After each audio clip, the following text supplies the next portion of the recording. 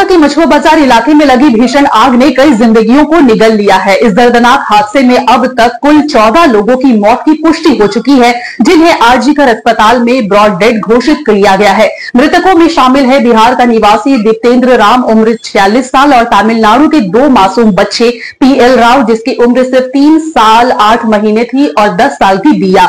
इसके अलावा 13 साल का प्रणय पाठक और 22 साल की आराध्या अग्रवाल जो आपस में भाई बहन बताई जा रही हैं, वो भी इस आग की चपेट में आकर अपनी जान गंवा बैठे हैं। वहीं इस एक अज्ञात 40 वर्षीय व्यक्ति की भी मौत की खबर है। इसी के साथ आरजीकर अस्पताल में जिन 5 लोगों को ब्रॉड डेड लाया गया है, उनमें शामिल है 2 अज्ञात पुरुष जिनकी उम्र 45 से 46 साल की उम्र है। एक 35 वर्षीय अज्ञात पुरुष राजेश कुमार संतुका जो ओडिशा के कटक के मरकत नगर सेक्टर 6 के रहने वाले थे और नीरज कुमार जिनकी उम्र 20 साल बताई गई है और ये बिहार के भागलपुर पुलिस कॉलोनी का निवासी है। इसके अलावा मेडिकल कॉलेज में भर्ती 4 लोगों की हालत गंभीर बनी हुई है।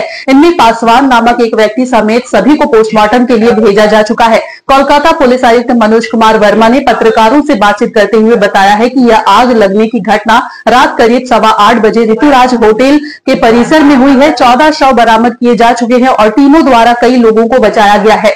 पुलिस रिपोर्ट के मुताबिक 10 दमकल गाड़ियों ने आग पर काबू पा लिया है, लेकिन पूर्वी भारत में सबसे बड़ी थोक मार्केट बड़ा बाजार में भीड़भाड़ वाले इलाके में आपातकालीन सेवाओं को काम करने में मुश्किलों का सामना करना पड़ा। आग लगने के दौरान कई लोगों ने इमारत की खिड़कियों और सक्रिय दीवारों से भागने की भी कोशिश की। पुलिस आयुक्त ने बताया है कि बचाव अभियान लगातार जारी है और घटना की जांच के लिए एक स्पेशल टीम का भी गठन किया गया है। ऋतुराजे आज के अराउंड 8:15 एक आगुनेर घटना হয়েছে एंड सब रूम देखा হয়েছে और अन्य कोनो लोग एखोनो अब्दि पाওয়া যায়নি বাট स्टिल और एक बार थरो सार्च करा হচ্ছে एंड একটা স্পেশাল টিম ফর্ম করা হয়েছে যারা তদন্ত করবে কি কারণে কি হয়েছে। ফরেনসিক টিম আসবে, ওরা বলতে পারবে কি কারণ আছে।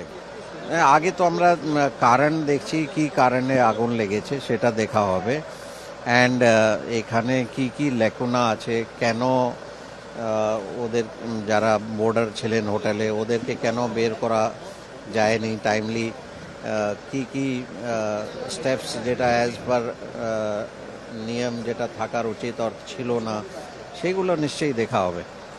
একটা স্পেশাল টিম আমরা ফর্ম করেছি, ওরা পুরো ইস্যু দেখবে, মানে কারণটা কি এন্ড ফায়ার প্রিভেনশনের মেজার্স কি কি ছিল एंड अन्य कोनो कारण यदि थाके केनो जारा एखाने बॉर्डर छिलेन ओदेरके रेस्किउ करा जायनि की की डिफिकाल्टी होयेछे सबकिछु तदন্ত করে দেখ।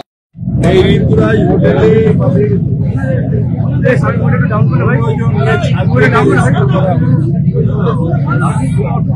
একজন পরিষ্কারই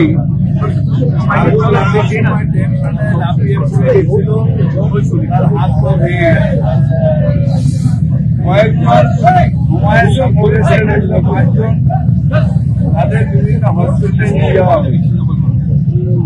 এখন দমকল উপর থেকে বোলিং করে করে সার্চ অপারেশন করছে যে